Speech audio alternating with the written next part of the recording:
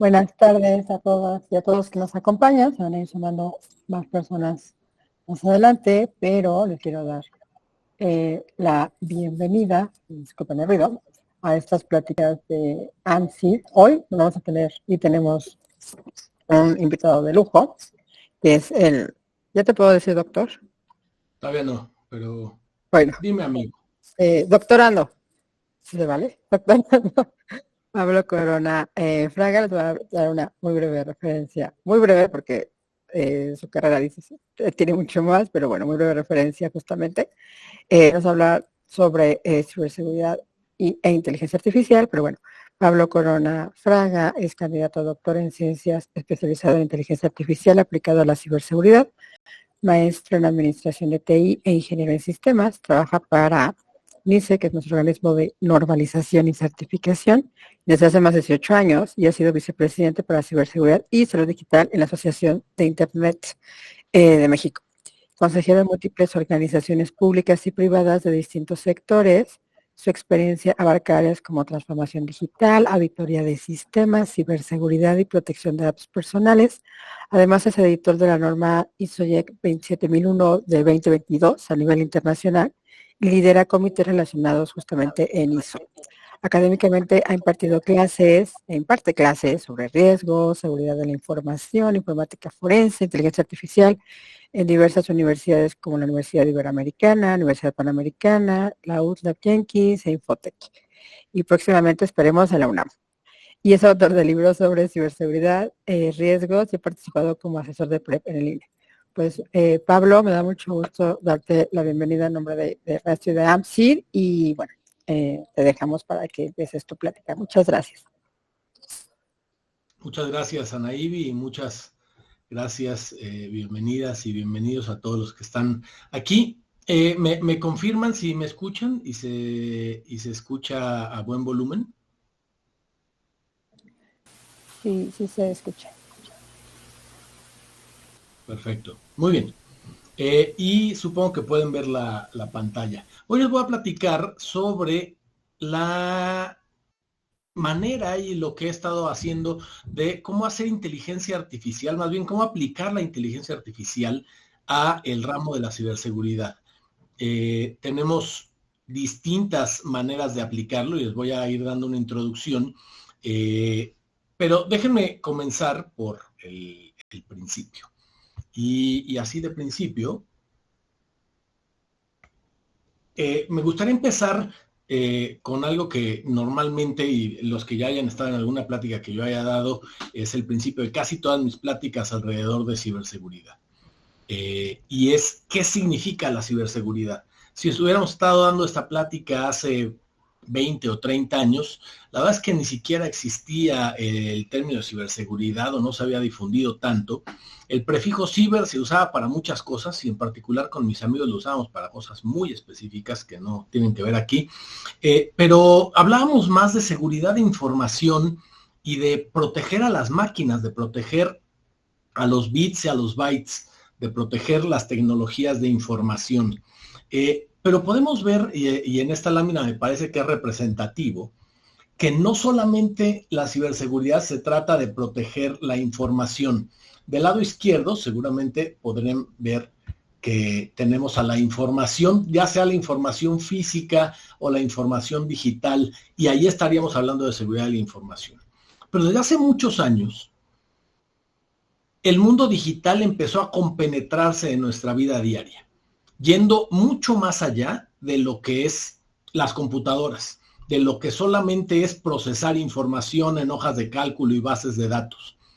Y hoy prácticamente cualquier actividad en nuestra vida diaria tiene que ver con un sistema de información y telecomunicaciones, que si bien siguen siendo estas cosas que le llamamos, vamos a decir, de cariño, computadoras, la verdad es que se parecen poco a lo que hace muchos años eran computadoras y las vemos en todos lados, en los autos, en los apagadores de la luz, en los refrigeradores, en los tostadores, en los teléfonos, en los relojes y prácticamente en el día, si contáramos el número de interacciones que tenemos con los sistemas de tecnologías de información y comunicaciones, nos daríamos cuenta que podrían ser hasta difíciles de contar, porque todo estamos utilizando en todo momento tecnologías de información y comunicaciones, ya no para solamente usarla como información, sino para habilitar a la sociedad. Hoy la tecnología de información se ha vuelto un habilitador social, tanto que es más, hoy esta plática la estamos dando a través de tecnologías de información y comunicaciones. Si hubiéramos estado hace años, seguramente estaríamos varios en un auditorio y viéndonos las caras. Hoy estamos a través de una plataforma en línea. Pero no solamente las plataformas en línea se verían afectadas si hay un problema en las tecnologías de información y comunicaciones. Hoy dependen no solo las comunicaciones, sino las cadenas de suministro, el abasto de insumos básicos, de agua, de electricidad, el control del tráfico en las ciudades, la educación, hasta la vida de las personas. Hoy autos que se conducen solos, pudieran tener entonces consecuencias de cosas que se vuelven vulnerables gracias o a través de las tecnologías de información, aunque no sean información. Entonces, cuando hablemos de ciberseguridad, no solamente piensen en esta protección de las computadoras y de las máquinas, de los bits y de los bytes. Estamos protegiendo básicamente a la sociedad misma, el tejido social que cada vez depende más de estas tecnologías. Y entonces, ¿cuáles son los problemas y por qué necesitamos hacer ciberseguridad y por qué necesitamos aplicar inteligencia artificial en la ciberseguridad? Bueno, pues número uno, porque las amenazas crecen todos los días, porque tenemos amenazas todo el tiempo, en todo sentido, y además crecen más rápido de los que las podemos controlar. La tecnología también ha crecido significativamente. Para que se den una idea, hace 20 años habíamos más o menos 7,000 millones, todavía no llegamos a 7,000 millones, pero 6,800 millones de personas en el mundo, y había 500 millones de dispositivos conectados a Internet. Hoy apenas pasamos los 8,000 millones de personas y hay más de 500,000 millones de dispositivos conectados. O sea, vean cómo ha crecido exponencialmente en comparación del número de personas, el número de dispositivos. Eso hace que la superficie de contacto sea mayor, hay una dispersión tecnológica mayor porque tenemos distintas marcas, versiones, sistemas operativos, aplicaciones, y eso hace que la información la accedamos más fácil, es más sencilla, más democrática porque todo el mundo la puede utilizar, pero también es una superficie mayor de contacto. Número dos, los atacantes ya no necesitan ser ni siquiera sofisticados. Si bien sigue habiendo atacantes sofisticados dirigidos a temas muy particulares y a estas amenazas persistentes enfocadas en alguna autoridad, en algún estado, en alguna empresa de grandes capacidades económicas, sociales o políticas, la mayoría de los ataques son perpetrados no por atacantes sofisticados, sino por atacantes básicos que solo saben, antes decíamos, hace muchos años ya había ese concepto de script kiddies, de chicos que solamente copiaban y pegaban código generado por alguien más. Pero ahora ni siquiera necesitan encontrar a alguien que les genere el código, ni siquiera necesita ser inteligente el atacante. Entras a un generador de código o a un generador de estos de lenguajes grandes de interacción como ChatGPT, que es uno de los mayores exponentes, pero está Bard y hay varios otros, y le pides que genere un malware y puede generar malware, puede generar una campaña de phishing, puede generar una página web falsa. Entonces, el atacante cada vez necesita menos sofisticación, la barrera de entrada es cada vez menor, y para los que defienden, entonces cada vez tienen que defenderse de una horda mayor de posibles atacantes. Y además, los atacantes están mucho mejor coordinados que la industria. Tienen software como servicio, porque los que no saben programar y no pueden hacer un ransomware, para los que no sepan, el ransomware es este software malicioso que lo que busca es cifrar la información en la máquina de una víctima con una llave criptográfica que solo tiene el atacante y básicamente te la vende. Por eso se llama ransomware, porque ransom es la palabra en inglés para el rescate en un secuestro. Entonces secuestran tu información y te venden la llave para recuperarla, lo cual es un modelo de negocio bastante ingenioso, porque antes los atacantes, ¿qué tenían que hacer? Entrar a un sistema, moverse lateralmente para encontrar cosas valiosas en el sistema, extraerlas, transmitirlas, almacenarlas, encontrar un comprador y capitalizarlo. Hoy ya de esos 7 pasos solo necesitan hacer 3. Entrar al sistema, no necesitan identificar qué información es valiosa, cifran todo, no necesitan encontrar un comprador, el comprador es el mismo usuario, y no necesito transmitirlo a ningún lugar, está almacenada en la misma máquina del usuario. De tal manera que el modelo de negocio es redondo para ellos, y tienen cadenas de suministro en donde puedes contratar este ransomware como servicio. No sabes programar un ransomware, entras a una página web en donde puedes contratar los servicios de alguien que ya lo hizo, y crea una variante especial del ransomware para ti, y comparten las ganancias de aquellos que secuestren y paguen los rescates. Entonces, al final tienen modelos de negocio, cadenas de suministro y hasta licenciamiento. Me tocó participar en algún momento en un tema de revisión de unos hackeos a unos cajeros automáticos que vaciaron. Y esos cajeros automáticos los vaciaron con una aplicación, con un sistema que estaba licenciado. Los delincuentes tenían una licencia de tal manera que cuando llegaban conectaban una USB en el cajero, y les pedía un número de serie que tenían que hablarle por teléfono al sujeto que les daba la licencia, y compartían las ganancias. Tenían que hacer un depósito en ese momento y compartían las ganancias de ese robo. Entonces, muchas veces está más coordinado el crimen organizado, que no en balde se le llama crimen organizado. Y además esta necesidad de compartir información, de ser una acción preventiva que ayude a detectar, prevenir, monitorear, contener, responder ante los ataques y hasta recuperarse después de ellos, generando información conjunta y actividades coordinadas para combatir estos males. Entonces, para esto necesitamos inteligencia, y si ellos están aplicando inteligencia artificial para desarrollar sus malwares, para desarrollar sus páginas falsas, para hacer campañas de spear phishing y para hacer todo lo que están haciendo, necesitamos aplicarlo nosotros también para contrarrestarlo y correr esta carrera que a veces parece interminable entre los atacantes y los que defienden los sistemas. Y para eso entonces, pues necesitamos ser más inteligentes que los atacantes. ¿Cómo ser más inteligentes que los atacantes? Pues atendiendo la tecnología y sabiendo cómo la podemos aplicar de una manera práctica. ¿Cómo podemos aplicarla de una manera práctica? Vamos a ver algunos ejemplos. Primero, entender en dónde estamos en cuanto a la inteligencia artificial. Se habla mucho de que si la inteligencia artificial puede poner en riesgo la existencia humana y a la vida humana, sobre si las máquinas van a eventualmente considerar al ser humano como una amenaza y van a empezar a atacar a los seres humanos. La verdad es que la plática no va de ese tema, aunque yo me considero del lado más optimista y creo que tenemos otros riesgos muchos más grandes y tangibles que gracias a la correcta aplicación de estas tecnologías podríamos contrarrestar, pero sí se necesita tener reglas muy claras de cómo desarrollamos, analizamos, hacemos la arquitectura, desplegamos y administramos los sistemas en un mantenimiento continuo, en particular de inteligencia artificial. Pero hablando de esta historia, ¿en dónde estamos?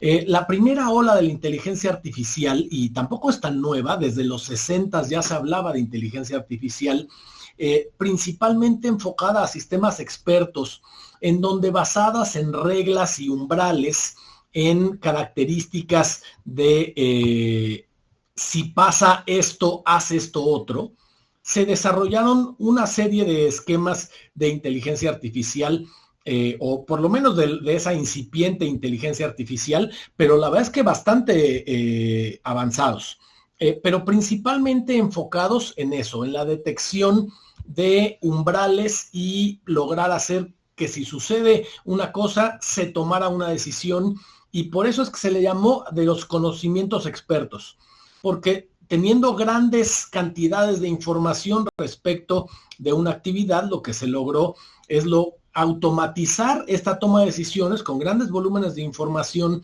que empezaron a ser alimentados en los equipos para que pudieran tomar estas decisiones. Pero eventualmente esos grandes volúmenes de información llegaron a ser mucho más grandes.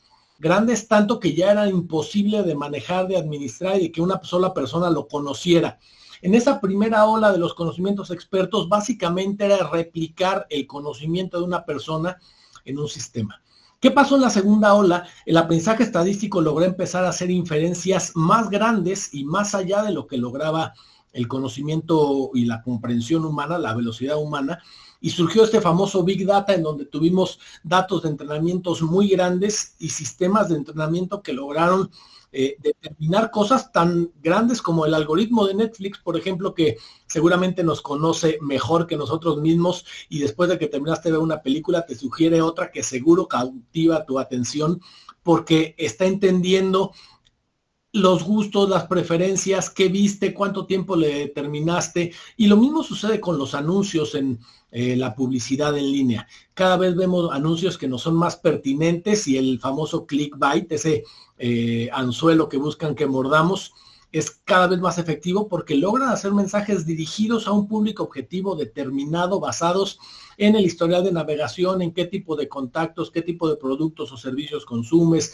qué páginas visitas, qué aplicaciones utilizas, los lugares a los que vas, los hábitos de viaje o no que tienes, y así hacer cruces que sería muy difícil hacer a nivel manual.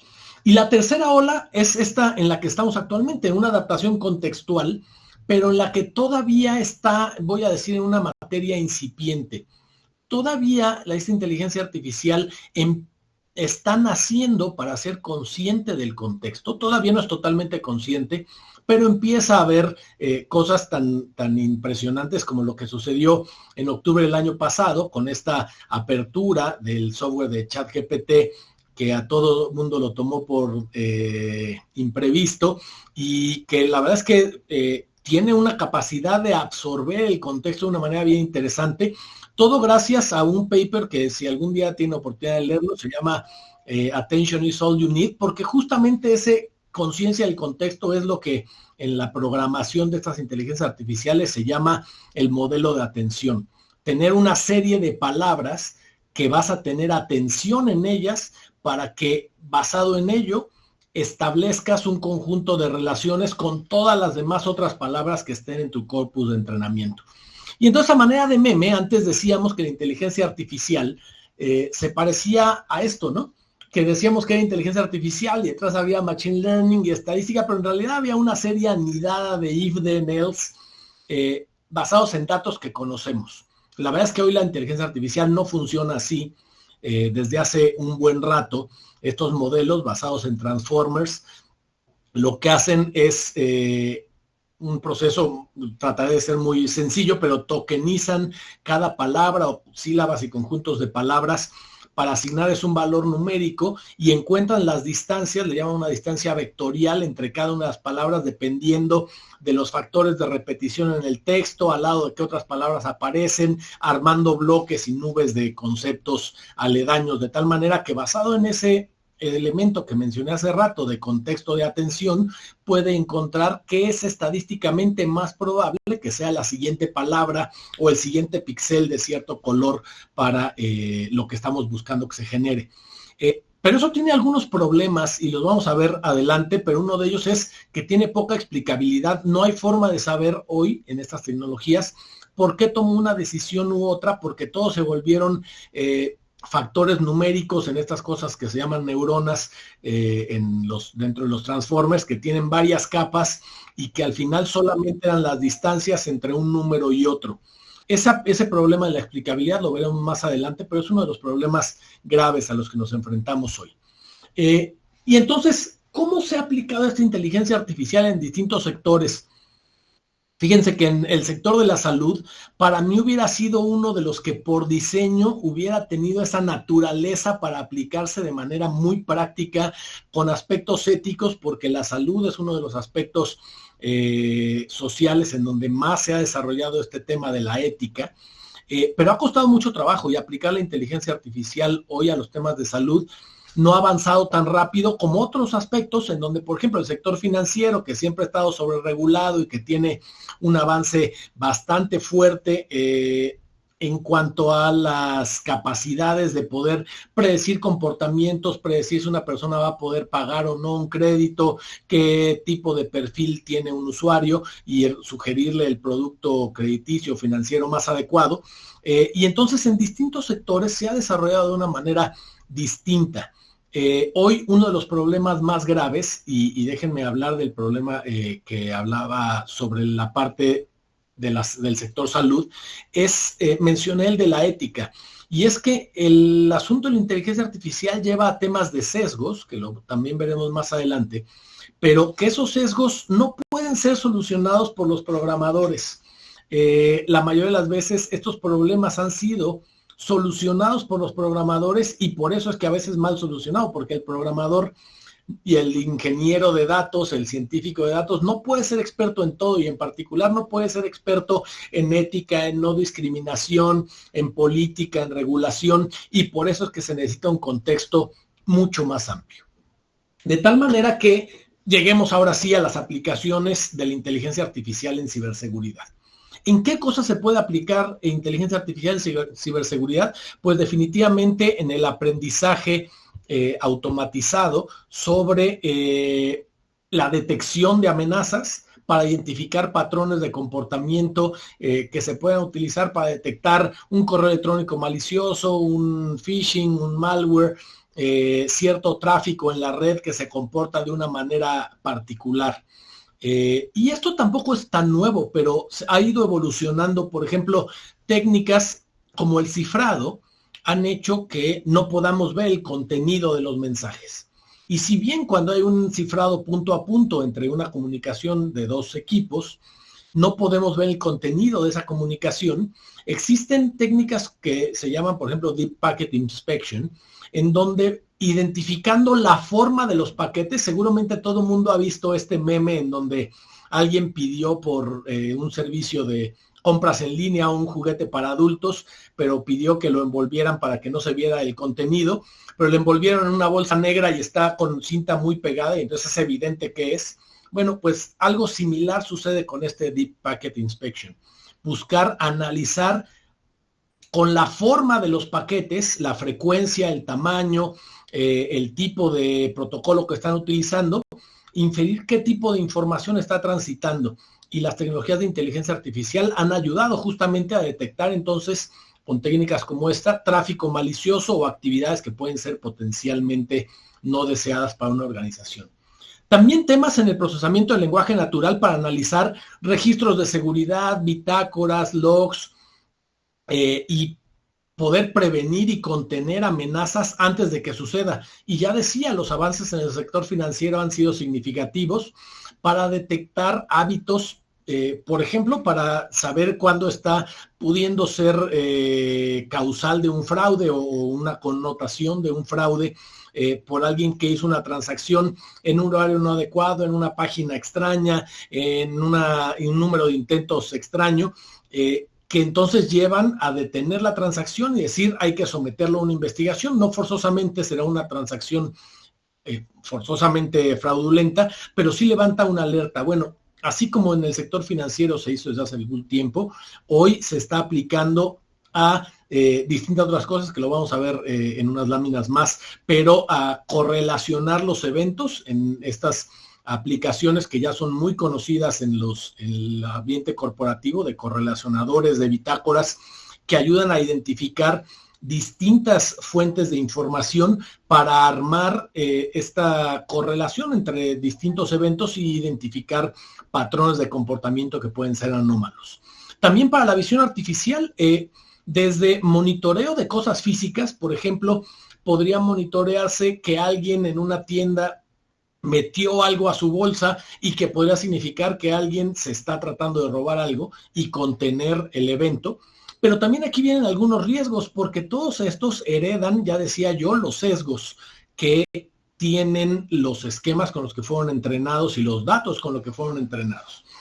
Por ejemplo, ya hubo casos en donde entrenaron un sistema de inteligencia artificial para detectar cuando alguien robaba o no, así basado en el comportamiento, en la manera de caminar, en qué tanto volteaba hacia los lados, pero también fue entrenado con gente de tez negra, de color, que en el dataset de entrenamiento más frecuentemente había cometido este tipo de crímenes, y entonces la inteligencia artificial asumió que ese tipo de color de piel podría significar un más alto riesgo y empezó a tener sesgos. Por lo tanto, identificar estos mismos sesgos ahora en las transacciones de ciberseguridad será un aspecto relevante también para saber cómo podemos contener y detectar los ataques, pero también que no haya esos falsos positivos o falsos negativos dependiendo del esquema que tenemos. Entonces, vamos a empezar a ver algunos casos específicos de cómo hacer aplicación de esta inteligencia artificial con ciberseguridad. Básicamente les decía, se puede utilizar hoy para aplicaciones, voy a llamarle maliciosas. Ha habido quien utiliza inteligencia artificial para hacer ataques de ingeniería social, para hacer identificar vulnerabilidades no conocidas para generar un ataque de día cero, para generar ataques a la privacidad, rompiendo esta regla de la anonimización de los datos, cuando los datos están anonimizados, pero no suficientemente pseudonimizados, podrías volver a revertir el proceso de anonimización, porque déjenme darles un ejemplo sencillo.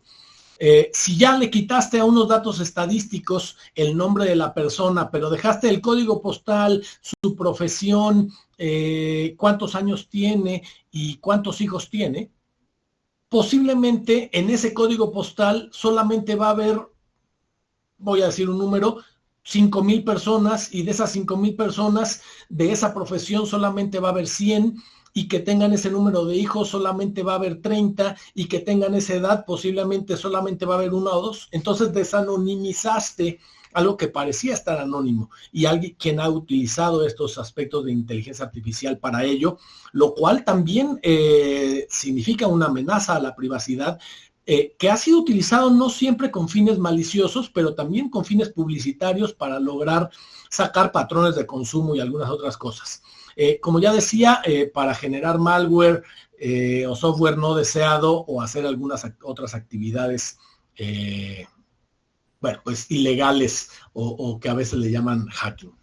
Entonces, ¿qué casos de uso podemos tener para esta aplicación de la inteligencia artificial en la ciberseguridad? Bueno, la detección y respuesta de incidentes, la detección, ya decía, de anomalías, el manejo automatizado de parches, la detección de intentos de phishing, la optimización de parámetros de seguridad, o lo que llaman el hardening de los sistemas, un análisis predictivo de las bitácoras y de los comportamientos de usuario, un análisis del malware para ver cómo se comporta, cómo evoluciona ahora estos tipos de malware polimórfico que van cambiando dependiendo del tiempo, y que entonces los sistemas anti-malware basados en firmas, que normalmente son un hash del software, pueden ser fácilmente engañados por ese tipo de malware, pero si se identifica el tipo de procesos que corren, el tipo de archivos que genera, en dónde se almacena, qué movimientos laterales hace, puede detectarse ese tipo de patrones, o hasta hacer también informática forense en los incidentes para detectar y tratar de reproducir las condiciones bajo las cuales se produjo un incidente.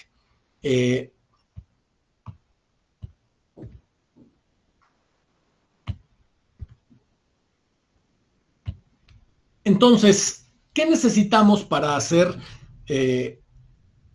una adecuada aplicación de la ciberseguridad en esta materia, aplicando inteligencia artificial? Bueno, primero necesitamos entender los riesgos, y parte de los riesgos tienen que ver con la recopilación y el almacenamiento de datos. La verdad es que hace rato mencionaba en los problemas que hay problemas para compartir información y para tener acciones coordinadas. Y uno de los problemas más graves es porque a nadie le gusta compartir los bases de datos de sus incidentes, porque es compartir pues tus vulnerabilidades, por dónde te pegaron y por dónde alguien podría seguirte pegando.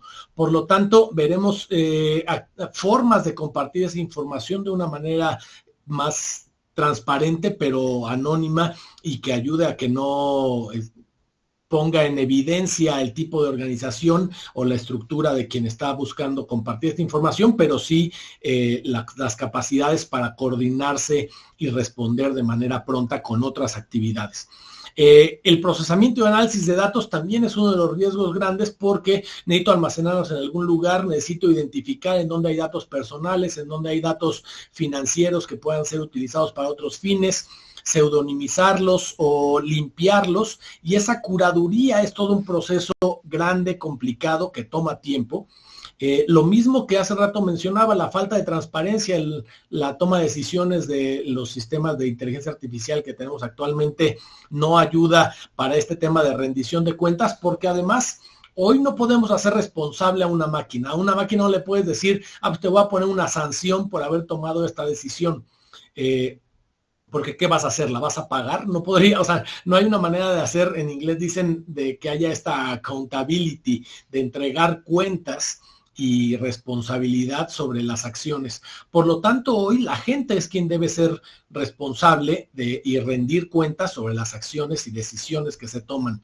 En particular, cuando haya situaciones como de sesgo, discriminación, en la que se limitan los derechos humanos de una persona o en la que se habilita que tenga acceso a servicios fundamentales o a que pueda ser sujeto de un crédito o algo más, deberá tomarse decisiones conscientes y tener transparencia y rendición de cuentas, y obviamente estar ligado a la protección de la confidencialidad, integridad y disponibilidad, tanto de la información como de los sistemas que dependen y de las tecnologías y elementos en el mundo físico que dependen de estas tecnologías, que es la definición de ciberseguridad.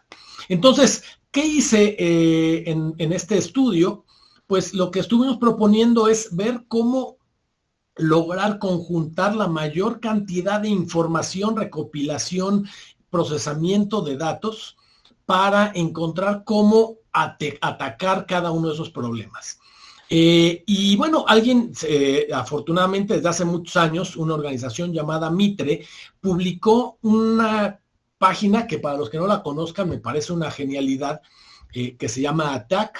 En ATT&CK encontramos una base de datos, una matriz de tácticas, técnicas y procedimientos utilizados por los atacantes en las distintas, leamos estas columnas de izquierda a derecha y verán que es cómo se va desarrollando un incidente. De las técnicas que se utilizan para el reconocimiento, para el desarrollo de recursos, para el acceso inicial, para la ejecución, para mantener persistencia dentro de un sistema, para lograr escalación de privilegios, evadir los controles que ya existan de defensa, obtener acceso a credenciales específicas, descubrir cuentas o información particular, tener movimientos laterales para recolectar, comunicarse con un centro de comando y control para exfiltrar información y generar un impacto final. De esta manera es una base de datos que me parece sumamente pertinente porque nos ayuda a identificar todas las cosas de estas técnicas, de cómo se están comportando los atacantes. Y así poder, para cada una de estas técnicas, definir es más, los que hayan jugado algún deporte de equipo, existen libros de jugadas y entonces se han definido libros de jugadas para cada una de estas, de cómo voy a responder ante cada una de estas técnicas que pudieran llegar a mi organización. Tanto que posteriormente, unos años después, ellos mismos, esta misma organización Mitre, creó otra base de datos, otra base de conocimiento que se llama Defend, buscando mapear estas tácticas, técnicas y procedimientos en las cuales atacan los atacantes, el que utilizan los atacantes, con una base de datos de conocimiento que, por cierto, está basada en un grafo, de cómo proteger a nuestra infraestructura, desde el temas de hardening, de detección, de aislamiento, de engaño al atacante o de lograr eliminar el ataque. Y de esta manera, conjuntar esta base de datos fue una de las primeras tareas que busqué hacer, y además que ya existe una base de datos dentro de Defend que tiene toda, tanto las relaciones entre tácticas, técnicas y procedimientos con las contramedidas y alguna otra información. Y entonces, aplicando un paper de este autor Rollins de 2015, diciendo cómo se debe hacer una aproximación de análisis de ciencia de datos a distintos temas, que lo que requiere es el entendimiento del contexto del negocio, recabar información, luego analizarla, llevarla a producción y entonces tener un feedback para mantener en un ciclo constante. Aplicando estas características,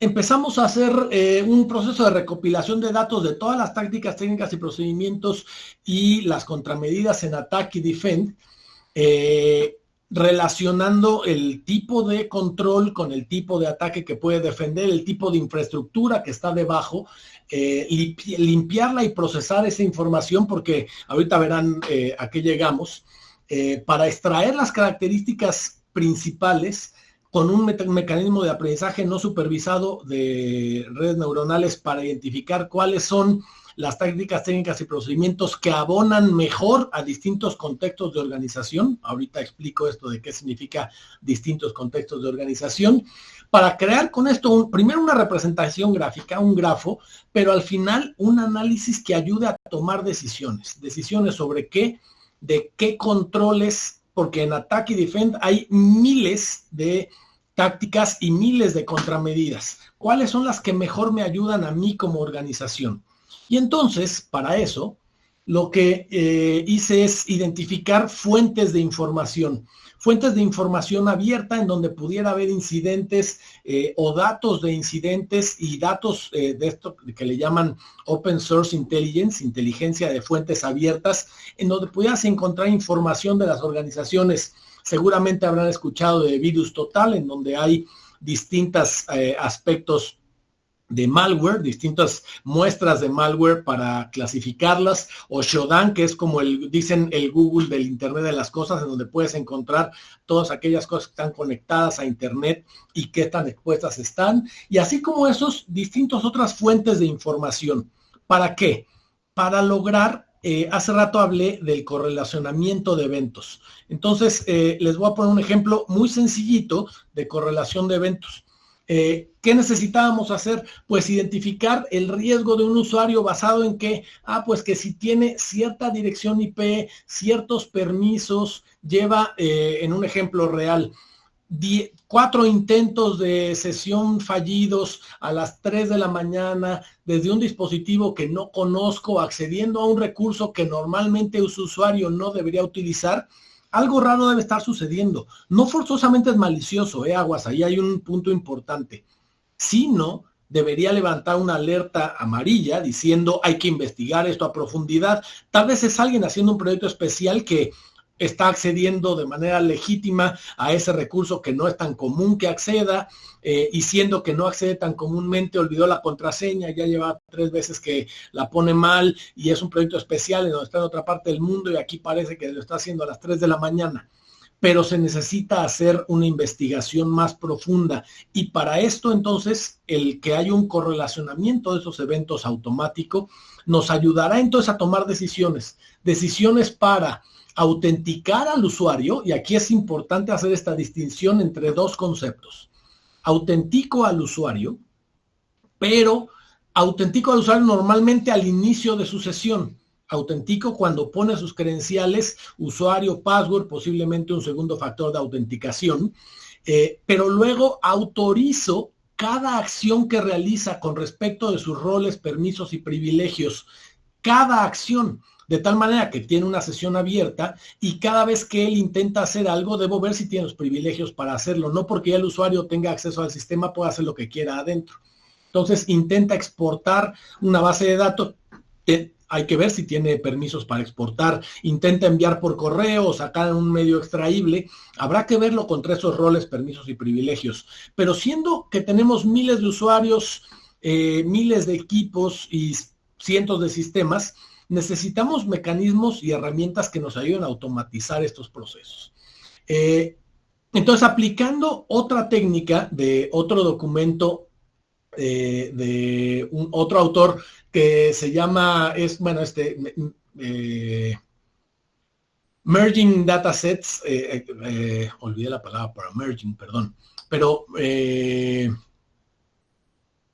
bueno, conjuntando datasets, perdón, de incidentes de seguridad, logrando hacer una sola base de datos de incidentes de distintas bases de datos de incidentes. Este paper sumamente interesante, si quieren les mando la liga y la presentación va a estar disponible después de la presentación.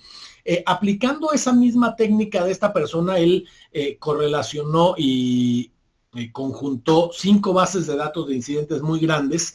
Empecé a aplicarlo a otras bases de datos, en particular a la de ATT&CK, a la de Defend y a otras bases de datos que están disponibles públicamente sobre incidentes de seguridad de información. ¿Para qué? Para tratar de obtener toda la información posible y mapearla contra las tácticas, técnicas y procedimientos de ATT&CK y contra las contramedidas de Defend, para ver cuáles de todas esos cientos de tácticas, técnicas y procedimientos, si bien hay muchas, son más verosímiles y más posibles que sucedan, y después entonces cuáles contramedidas o controles son más pertinentes dependiendo de mi organización.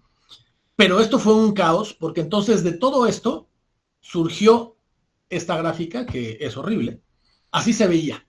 Este fue mi primer mapa de todas las tácticas, técnicas y procedimientos contra las contramedidas y contra las bases de datos de incidentes. Y esto en realidad fue un filtro porque eran cientos de tipos de relaciones con miles de relaciones por cada nodo, con millones de incidentes y de datos correlacionados. Un caos horroroso.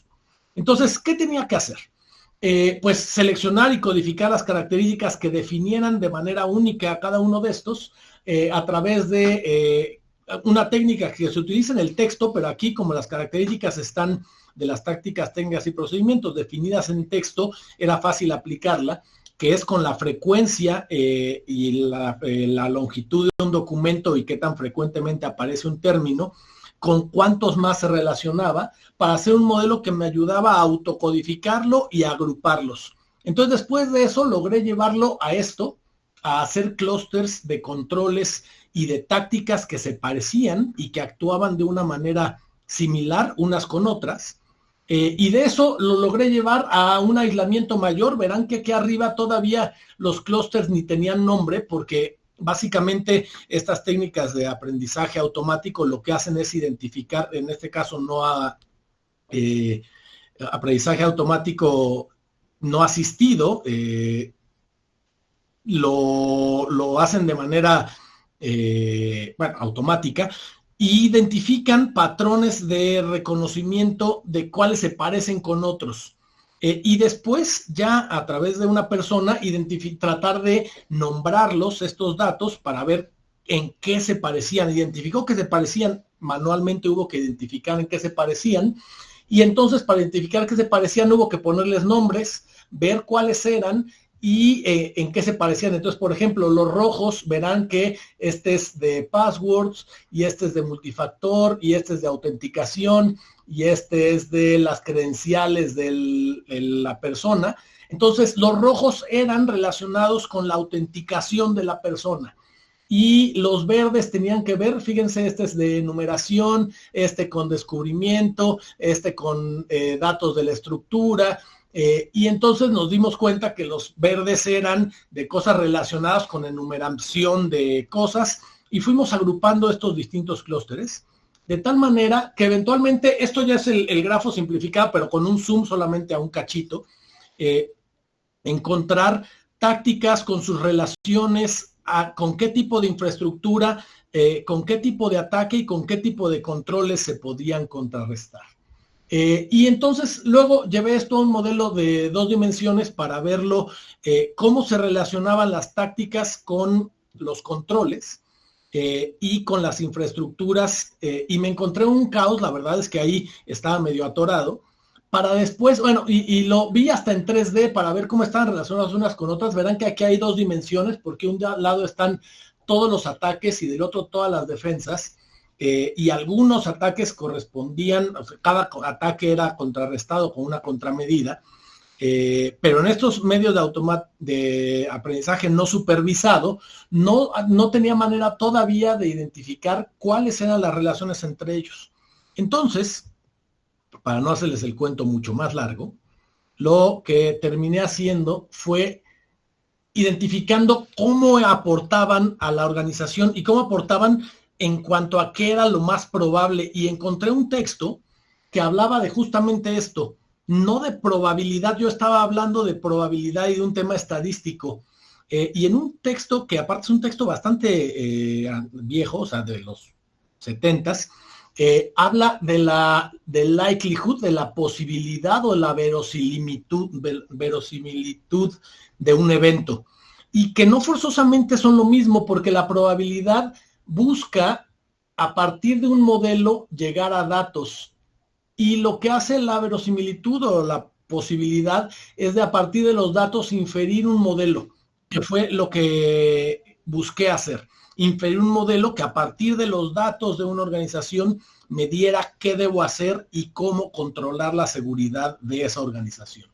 Y entonces me di cuenta de un punto importante, que había un aspecto en la gestión de riesgos que a veces era mal interpretado, porque la gestión de riesgos, sobre todo en el sector financiero, que es el de los sectores que más maduro tiene una gestión de riesgos, porque llevan muchos años haciendo historiales crediticios y scores y formas de medir si una persona va a pagar o no, tienen muchos datos estadísticos para evaluarlo.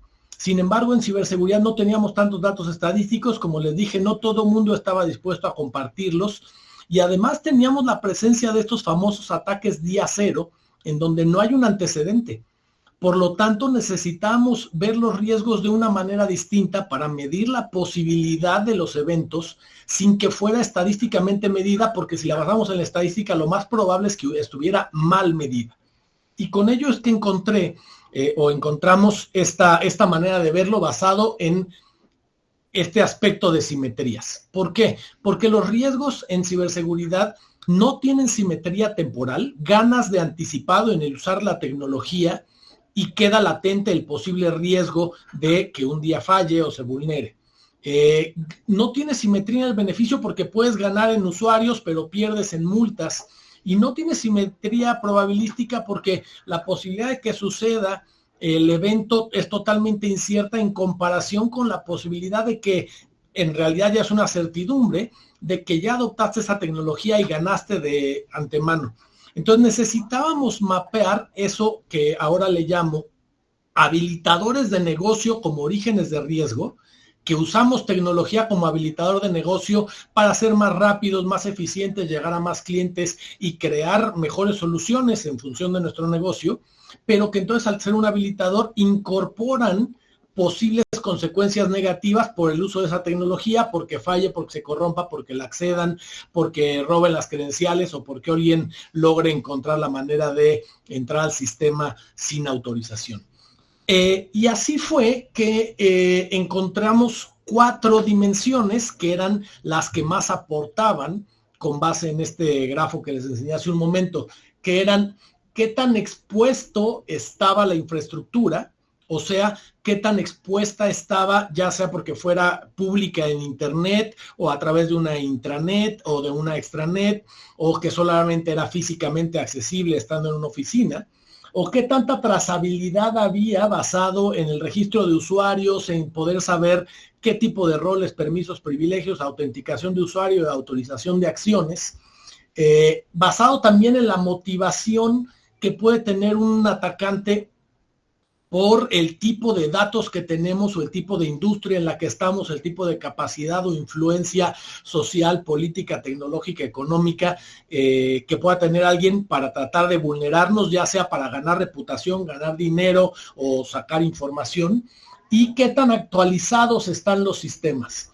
Y con base en ello, lo ligamos a cómo poder medir cada una de estas, basados en la exposición, el tipo de usuarios, el número de usuarios, el número de dispositivos, qué tipo de dispositivos, qué tecnologías, qué marcas, qué modelos, qué sistemas operativos. Lo mismo para la trazabilidad. el registro de usuarios, la capacidad para generar logs, para identificar las acciones que realizó un usuario, de dónde vino, qué hizo, hacia dónde fue, o en la actualización de sistemas, qué tan parchado está un sistema, si tengo sistemas legacy que no pueden ser parchados, y entonces una de estas se compensa con la otra. Por ejemplo, no puedo hacer actualización de sistemas, pero entonces puedo quitarle exposición al sistema legado, de tal manera que interactúe con él solamente a través de un puerto intermedio que no exponga al sistema legado al exterior, al internet. Y con eso, con estos 4 factores, entonces poder medir la posibilidad de los eventos, para no medirlas estadísticamente, sino medirlo con base en estos 4 factores, de tal manera que cada uno de estos abona a medir la posibilidad, basando en el número de usuarios o en el número de tecnologías, en el número de puertos abiertos, en qué tan actualizados tengo los sistemas o cuántos sistemas legados tengo, qué soluciones anti-malware, qué correlación de eventos puedo tener. Y eso compaginado con que les dije que ya existen algunas soluciones para compartir información de incidentes. Esta información de incidentes se puede compartir a través de un modelo que se llama, y creamos, perdonen, antes de pasar a ese modelo, entonces creamos este esquema que le llamo un Cyber Security Exposure Profile, que es basado en estas características que mencioné hace un momento de exposición, trazabilidad, motivación y actualización de los sistemas, cruzarlo con los indicadores de compromiso y las tácticas, técnicas y procedimientos, para que basado en este aprendizaje automático nos diera qué controles de remediación necesito para mi organización para crear mi estrategia de ciberseguridad. Y eso ahora, ¿cómo lo podría transmitir? Bueno, ya existen un par de componentes, uno llamado Sticks, que es una plantilla de cómo documentar incidentes, que puede tener distintas características del tipo de actor, el reporte, los datos observados, el tipo de malware, la infraestructura, y luego Sticks, que es una manera de comunicar, Sticks es esta forma de documentar el ataque y el incidente, y Taxi para transmitir esto a través de canales seguros, de tal manera que podamos comunicar bases de datos de incidentes que puedan ser analizadas con estas mismas técnicas que utilicé para llegar a tomar decisiones. ¿De qué decisiones? Déjenme regresarme aquí, porque esta es la clave del trabajo. De a partir de qué tecnología tengo y cómo estoy en este Cyber Exposure Profile, llegar a la estrategia de ciberseguridad, con qué controles me son aplicables. Y eso entonces es cómo apliqué esta ciencia de datos, cómo apliqué ese análisis de incidentes y de distintas bases de datos para lograr crear un perfilamiento de incidentes más preciso y darle una solución personalizada de materia de controles de seguridad pertinente, dependiendo del tipo de cada infraestructura, del tipo de cada organización. Es más, encontré un trabajo, y por eso aquí voy a citar otros trabajos que sumaron a esto y que ahora estoy viendo como trabajos futuros. Por ejemplo, Mitre publicó este tema de planes de emulación de adversarios para tratar de generar simulaciones de cómo se mueve un adversario y maquetas, simuladores de cómo a través de estas tácticas, técnicas y procedimientos cruzados con las contramedidas, ver qué tan eficaces son en esa realidad. Algún otro trabajo en donde encontré cómo mapear también, no solamente entre las tácticas, técnicas y procedimientos y las contramedidas, sino también contra cómo se miden las vulnerabilidades, estos índices de CVEs, poder cruzarlos también contra la manera en la que están atacando para ver qué tan probable y qué acciones debo tomar para parchar, actualizar o tomar otras contramedidas de mitigación.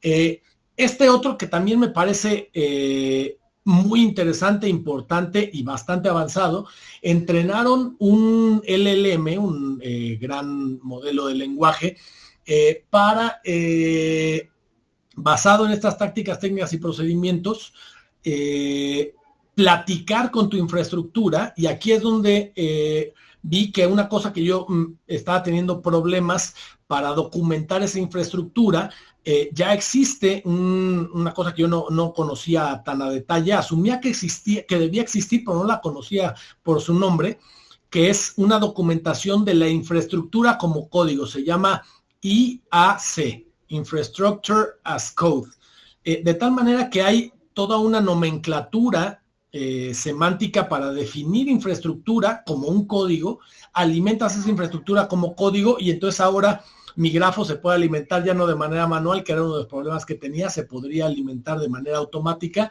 Ellos lo hacen a través de este LLM y puedes platicar con tu infraestructura y decirle en dónde poner controles, cómo ponerlos, cuánto te cuesta y qué costo-beneficio te da poner ese control, porque al final habrá controles caros que te den poco beneficio o controles baratos que sean esas frutas que cuelgan más abajo y que puedas elegirlos de manera más sencilla.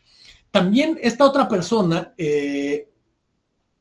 tiene un historial increíble y su empresa se llama Partec y logró programar un sistema en donde básicamente basado en él lo tiene estático, el mío ya era dinámico, pero puedes hacer de manera interactiva a través de una página, tener interacción con cada uno de los controles de tal manera que le das clic a la parte de infraestructura, documentándola como código que ya mencioné, y te dice los controles que le corresponderían, y después podríamos ser más específicos para decir a cuántos tipos de infraestructura te aplica, y luego eso lo empecé a cruzar con aspectos regulatorios, con cuántas regulaciones te ayuda a cumplir, con cuántas normas, estándares, con cuántos contratos como clientes, y ahora imagínense verlo esto todo en ese mismo grafo para ver cuánto te beneficia el implementar un control o el quitarlo o el dedicarle los 10,000, 100,000 o 2 millones de dólares que cueste un control en específico para resolver un problema de seguridad que es real en tu infraestructura. Ya no son las tácticas, técnicas y procedimientos genéricas que están ahí y que todas parece que pesan igual. Son las que pesan con base al tipo de usuarios que tienes, tipo de infraestructura, tipo de motivación, de la cantidad de información que tienes en el sector que te mueves y qué tan benéfico pudiera ser para un atacante tu información. Y entonces, ya para comenzar a terminar, déjenme decirles cosas que fui aprendiendo. Uno, que no bastaba solamente con inteligencia artificial, sino se necesitaban pares humano-máquina. Para interpretar, les decía, en este aprendizaje no supervisado, después hay que etiquetar los clústeres, identificar cuáles son las relaciones, filtrar a mano y luego validar nuevamente con datos de prueba nuevos para ver que esto es replicable y no solo le llaman que no está sobredimensionado, basado en un dataset en específico, sino que puede aplicar a cualquier otro caso. Entonces, esto nos ayuda a crear una experiencia personalizada, mejor soporte a los usuarios, mejor troubleshooting para los casos de uso, una mejor capacitación. Se puede utilizar inteligencia artificial para capacitar a los usuarios, para detectar fraudes, detectar fallas, pero me parece que por el momento siempre en estas condiciones de pares humano-máquina. Y bueno, ya para concluir, algunas recomendaciones muy sencillas de cómo utilizar estas herramientas que ahora son muy conocidas como ChatGPT. Y les decía, a ver, si los atacantes están utilizando ChatGPT para generar malware, por ejemplo, aquí hay un ejemplo en donde está alguien interactuando con ChatGPT y le pidió que hiciera un código para hacer inyección. Podemos utilizarla nosotros para preguntarle cómo puedo hacer hardening de mis servicios en la nube, o cómo puedo habilitar el segundo factor de autenticación, o cómo puedo solucionar algún problema que hoy me es complicado. Y para ello necesitamos tener distintos tips, por ejemplo, darles ejemplos, decirle que asuma un rol. Por ejemplo, eres el CISO de una empresa de tal tamaño, de tal tecnología, y recomiéndame la mejor opción. Corroborar distintas fuentes, porque las fuentes normalmente empieza a inventar cosas, porque recuerden que es un modelo estadístico y alucina, dicen, se inventa fuentes, se inventa autores, aunque existe el autor, pero con trabajos que no hizo. cuidar la ortografía, la gramática para que sea lo más preciso posible, leer y revisar, complementar con el contexto para validar que da las soluciones que queremos y que son válidas.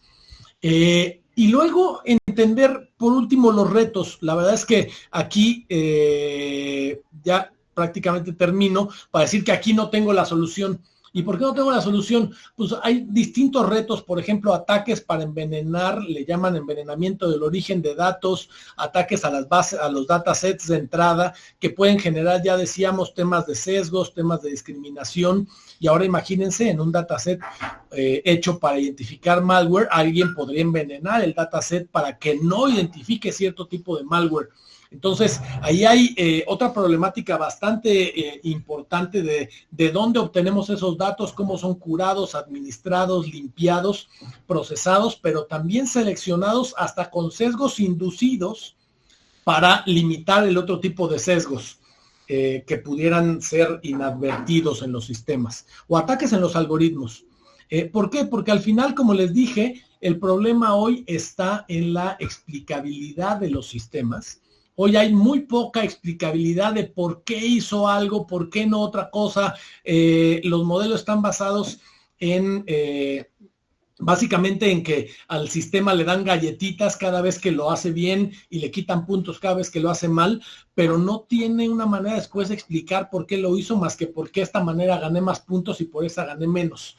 Entonces, necesita haber una mayor explicabilidad y transparencia en el aprendizaje, porque hoy, como se ve, es con esta función, la función de pérdida, así se ve el entrenamiento de uno de estos LLM, de estos grandes modelos de lenguaje. Se llama una función de pérdida en donde evalúa las distancias vectoriales entre un concepto y otro y ve cuál es el camino más corto. Pero por esto es que es difícil explicar por qué tomó una decisión o no. Y por eso encontrarle este sentido a las decisiones y sobre todo cuando vamos a empezar a tener actividades que tomen decisiones para defender a un estado o atacar a otro o que empiece a haber armas autónomas, que creo que por el momento no estamos preparados para que haya armas autónomas porque está en medio la vida de la gente, serían situaciones que hoy, como les digo, no tengo la respuesta y son puntos a estudiar en el futuro en la aplicación de esto que pareciera ya no ser ciberseguridad, pero como les dije, es ciberseguridad porque estamos protegiendo a través de las tecnologías de información y de estos sistemas de inteligencia artificial al tejido social y a la sociedad en general. Bueno, pues aquí las fuentes de donde estuve desarrollando este trabajo y hasta aquí mi presentación. Ya nos pasamos por 3 minutos, pero espero les haya sido útil, práctica. Y no sé si haya espacio todavía, Ana Ivy, para que respondamos algunas preguntas si es que hubiera. Hola, Pablo. Muchas gracias. Muy interesante toda la explicación. Igual les invito si quieren formular alguna pregunta en el chat. Creo que quedó muy claro, le estamos digiriendo todo, pero muchas felicidades. Muy interesante la investigación y totalmente oportuna para las épocas que estamos ahora viviendo, ¿no? Sobre todo con todos los desarrollos de inteligencia artificial generativa que ya se están llevando a cabo. Entonces, no sé, si no también, ahí están las no habrá alguna redes, duda, pero si no, si hubiera alguna otra duda, mis datos de contacto están en la pantalla y con gusto podemos seguir la conversación, ya sea por correo o por redes sociales. A través de las redes sociales de AMSIT también poder seguir la conversación y un placer estar aquí con ustedes. Muchísimas gracias por tu tiempo, Pablo, por la explicación. En verdad, muchas felicidades por la investigación de nueva cuenta y gracias por como te lo explique por ahí, José Luis. Felicidades, Pablo, simplemente felicitarte. Oye, y si nos puedes compartir nuevamente esas fuentes, está muy interesante. Sí, con mucho gusto. Perfecto. Muchísimas gracias a todas y a todos por acompañarnos. De nuevo, por ahí pusieron un comentario. Los creativos se defenderán de la inteligencia artificial con un sistema que contamina es factible. Gracias. La noticia de que los creativos se defenderán de la inteligencia artificial con un sistema que contamine es factible. Me imagino que es pregunta de Beatriz. A ver, me preguntan una pregunta bien interesante y es que definitivamente la gente creativa se está viendo amenazada por una situación que la verdad es que es medio anómala. ¿Por qué anómala? Porque quien entrenó estas primeras sistemas de inteligencia artificial lo empezó a hacer con estos datos abiertos que estaban disponibles al público, pero hubo ciertas consideraciones que tal vez no se hicieron con la profundidad necesaria para considerar los derechos de autor, de propiedad intelectual, y entonces hoy le puedes decir, créame una imagen con la cara de Pablo que parezca que la pintó Van Gogh y lo va a hacer muy bien, pero eso significa que Van Gogh debe tener cierto beneficio económico si siguiera vivo por ese tipo de obra, porque se está utilizando su estilo y se abstrajo su estilo. Entonces me parece que la pregunta va sobre ese tema y definitivamente es una discusión que está vigente, el cómo incorporar los temas de derecho de autor. Es más, los nuevos sistemas de entrenamiento de inteligencia artificial de grandes modelos de lenguaje están siendo más abiertos en que si quieres que se incluya tu información o no en el corpus de entrenamiento. Pero la verdad es que hoy los que ya están entrenados han sido cuestionados ampliamente en ese sentido. Muchísimas gracias, Pablo. Y sí, justamente, ¿no? Parte también del problema que se detonó en Hollywood era por el tema de la creatividad y el desarrollo de las herramientas y como de alguna forma todavía no estamos trabajando en desarrollar habilidades para poder colaborar con la inteligencia artificial más que el miedo a que venga a sustituirnos, ¿no? Y por eso hablaba hace rato en una de las láminas en esa creación de pares humano-máquina. Hoy las soluciones de la inteligencia artificial no son perfectas y requieren la curaduría, interacción, revisión y validación de una persona, y ahí es donde esos expertos pueden abonar muchísimo. Exacto, todos como expertos podemos abonar para hacerlo. Pues de nueva cuenta te agradezco mucho, Pablo, y si ya no hay otras preguntas, les doy las gracias a todas y a todos por acompañarnos y los esperamos en la siguiente charla. AMSIF. Buenas noches a todas y a todos. Gracias. Gracias. Hasta luego.